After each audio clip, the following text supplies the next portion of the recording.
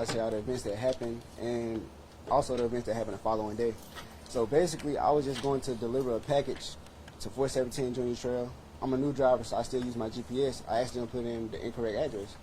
I put in 427 instead of 417. So as I'm driving down the street, I'm looking for 427, and I can't find it because it's the incorrect address. I proceed to leave the neighborhood, and I noticed 417 to my left, and I realized that might be the correct address. I have a Leo. It's my work device. I check it. I confirm that 417 is the correct address rather than 427. I turn around in the random yard and proceed to the address. I hop out, deliver the package, and hop back in.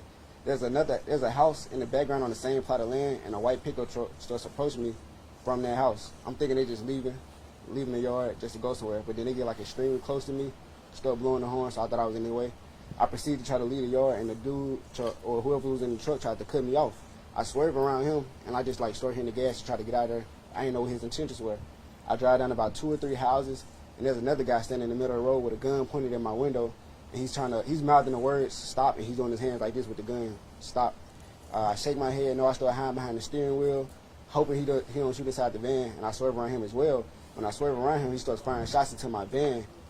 I keep driving. I get to the end of the street, and one of my managers actually called me, and she heard some of the shots going off, and I told her that they were shooting at me. She basically just replied to what I said. "Are they shooting at you?" I was like, "Yes, ma'am, they are." She was like, "Just hurry up, get back to the station as fast as you can." So I'm still hitting the gas at this point, and I noticed a white pickup truck behind me. They end up chasing me all the way out the city, like to a highway. I think it was Highway 55. It's right there by a truck stop in Brookhaven. And I drive down about 10 to 15 minutes until I feel safe. I call a different manager. I let him know what's going on. He tells me we're going to file a report in the morning. I ain't really feel comfortable with that because I know the police going to question why I didn't come that night. So I go ahead and I try to file a report myself, which I did. When I finally reached dispatch, I told about half of my story, and then the guy cut me off. He asked, "Were you at this address?" And I said, "Yes, sir." He said, "We just received a call about a suspicious person from this address." I informed him that I wasn't a suspicious person. I worked for FedEx, and I was just doing my job.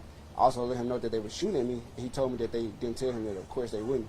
I told him that me and my manager would be coming in the morning and asked if I could finish my story. He said he'd just take my name down and give it to his supervisor the next morning. After that, I went back to the station, and the manager there actually called me while the shooting was going on. We checked the back of the van. There was all type of bullet holes in the back of the van inside packages. The package was like right behind me, like the bullets literally could have hit me. I had to file a report with FedEx that same night, and after that we went to the police station the following morning. When I got to the police station, they weren't really taking me serious. I dealt with like 3 different officers.